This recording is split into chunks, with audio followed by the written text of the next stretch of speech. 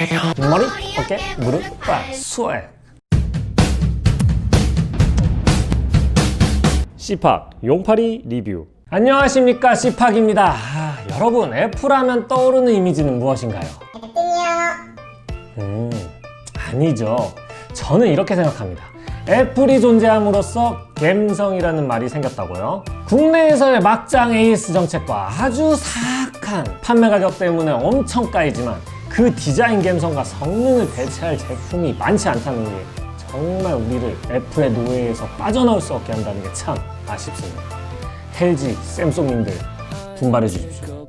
허두가 길었네요. 그 디자인에서 깐깐한 애플이 유일하게 인정한 로지텍과 콜라보로 하나의 작품을 만들었습니다.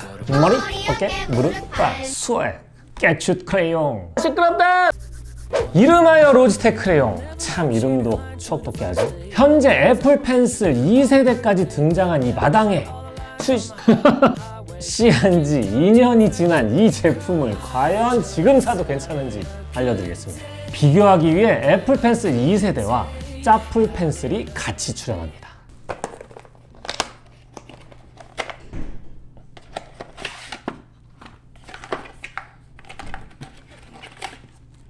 역대급 단촐함이죠. 구성품은 크레용 펜슬 본체와 매뉴얼 끝. 홈페이지에 보면 색상이 그레이 제품도 있는데요. 국내에는 이 촌빨 날리는 오렌지색만 출시를 했습니다. 처음에 로지텍 크레용은 일반 판매는 하지 않고 어린이들을 위한 교육용 제품으로 출시를 하였는데요. 애플의 아이패드를 교육시장에 보급하려는 정책의 일환으로 상대적으로 비싼 애플 펜슬의 대안으로 보다 편하고 교육 컨셉에 맞는 이 크레용을 로지텍에서 개발을 한 거죠. 추후 일반 판매를 시작하였고 애플용 펜슬로는 이 크레용이 현재 유일하게 공식 인증을 받았습니다. 믿고 쓰는 로지텍 아니겠습니까? 어린 학생들이 사용하려던 제품이다 보니 굴러가서 떨어짐을 최소화하기 위해 이런 넓적한 디자인을 채택한 걸로 보이고요. 보통 목수분들이 사용하는 연필과 비슷한 디자인입니다. 이런 납작한 디자인의 펜슬은 저도 처음 잡아봤는데요.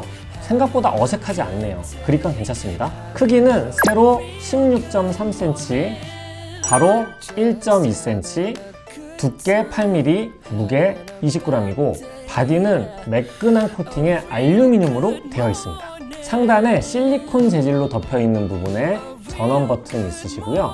위에를 딱 뜯다 하면 안쪽에 라이트닝 8핀 케이블 충전 단자가 숨어 있습니다. 사용 방법은 전원 버튼을 약 2초 정도 누르면 그 밑에 LED 전원 등의 LED가 들어오고요. 별도의 연결 없이 그냥 쓰시면 됩니다. 많은 리뷰어들이 이렇게 버튼을 누를 때 LED가 가려져서 식별이 불편하다고 하는데 저는 크게 신경 쓰진 않았네요.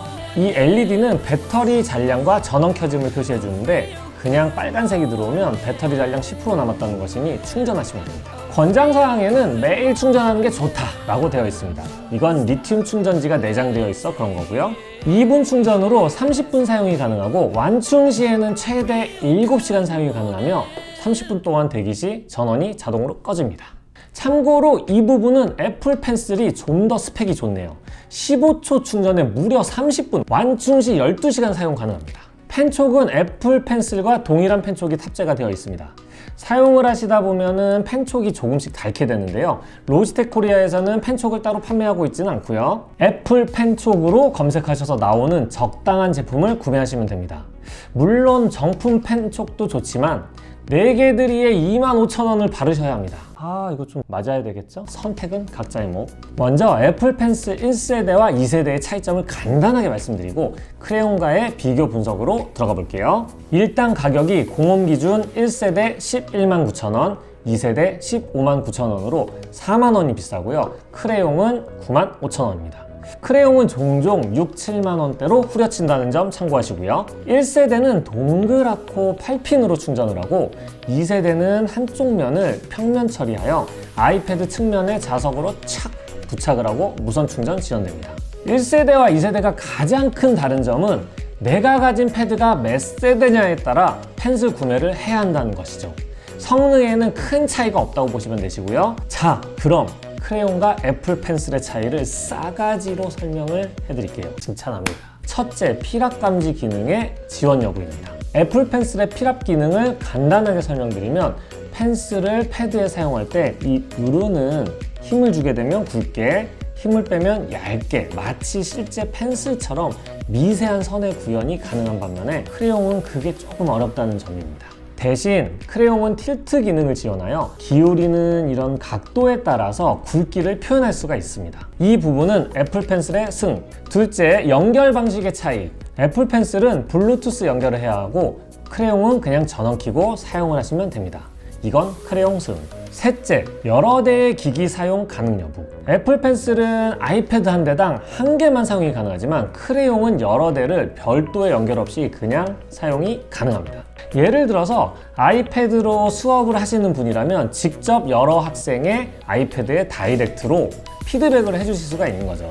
애플 펜슬에는 없는 기능이다 보니 이 부분 때문에 교육용으로 크레용이 사용된 거라 보시면 됩니다. 이것도 크레용 승. 넷째, 내구성의 차이. 애플 펜슬은 몸통이 플라스틱이고 크레용은 알루미늄이다 보니 당근 크레용이 튼튼하겠죠. 그리고 크레용만이 1.2m의 낙하 테스트를 통과했습니다.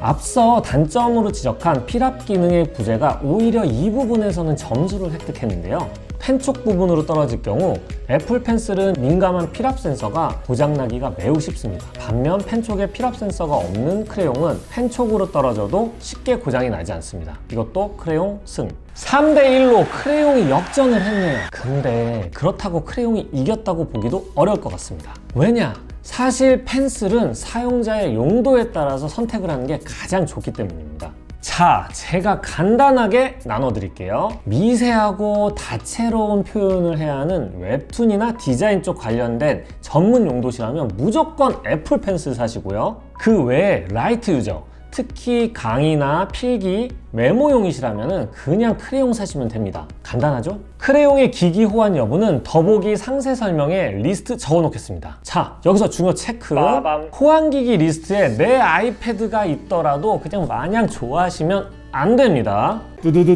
안 돼. iOS 버전 12.2 이상 그리고 크레용 펌웨어가 최신으로 업데이트가 되어 있어야 사용이 가능하다는 점 꼭 체크하시고요. 안드로이드 기반의 패드나 핸드폰에서는 애플 펜슬이나 크레용 둘 다 사용이 안 된다는 점, 물론 안드로이드용 펜슬도 아이패드에서 사용이 안 됩니다. 기억하시고요. 자, 어떻게 쉽게 비교가 되셨나요? 디지털 펜슬은 가격을 떠나 사용하시는 목적에 따라서 구매하시는 게 가장 현명한 소비일 거라 생각이 듭니다. 로지텍 크레용도 감성과 기능 면에서 애플 펜슬에 뒤지지 않는 제품이니 구매 메리트는 충분하다고 생각이 되고요. 이런 중국산 짭슬 펜슬들도 많이 돌아다니는데 그래도 이왕 비싼 애플 제품 쓸 때에는 애플 펜슬이나 공식 인증된 애플 감성텐 크레용 쓰시는 게 아무래도 좋지 않을까 생각이 듭니다.